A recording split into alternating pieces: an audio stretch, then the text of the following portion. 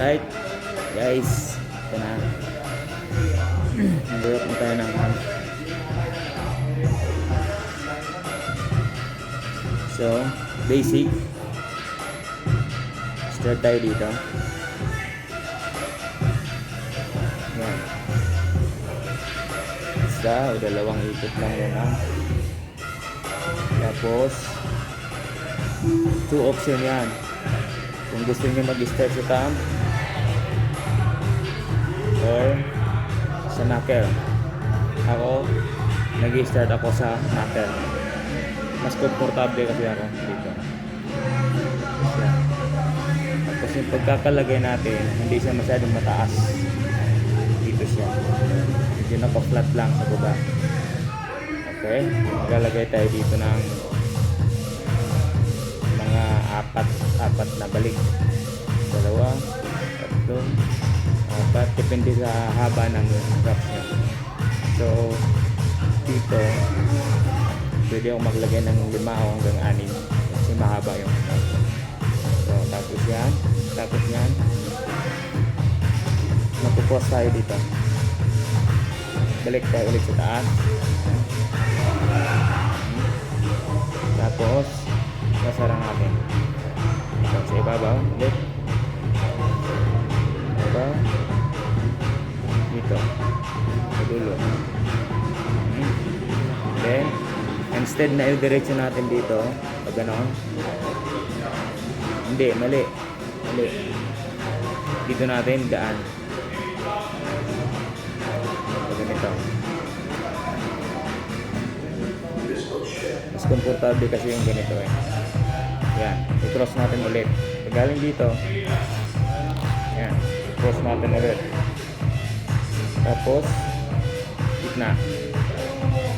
Okay, na. Then dito ulit, dito lagi ang daan. Mas komportable ko kasi yung ganitong style. Saka mas ano siya, mas mag-grip mo siya ng maayos yung kamay mo. Then, ayan, ito na siya, pangatlo. Tapos dito ulit. So mapapansin nyo, bukas pa rin yung palm ko. Hindi siya sarado. Tapos, ito na, yung huli na. Thumb.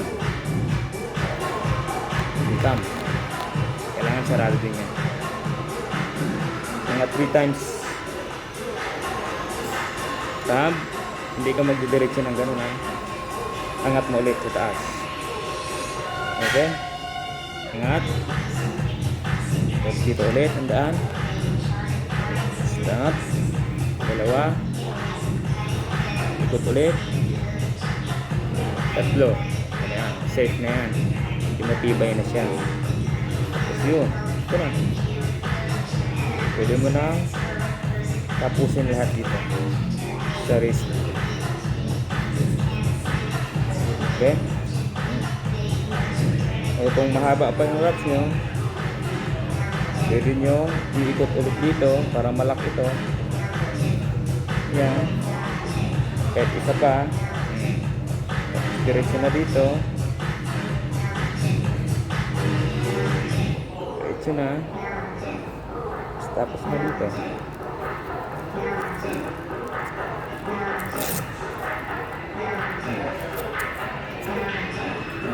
Papansin nyo, hindi mahirap ilagay kasi ano siya, naka-roll na siya. Dapat ganun yung roll. Tapos pansin nyo yung ilalim dito, yung sarado. Pero walang harang dito, so open pa rin to. Pag grip nyo, komportable yung kamay nyo. Pwede nyo siyang i-roll pa para maliit lang yung puwang dito. Pwede nyo siyang i-roll pa pag ano, pwede nyo siyang i-roll yung ganyan. May maluwag yung palm mo, may hangin, hayahay. Pag sinuntok mo, hayahay din yung tatamaan. Ganun lang yun. Okay? Diba? Yun lang siya. Okay? Sana nakuha nyo. Thank you guys.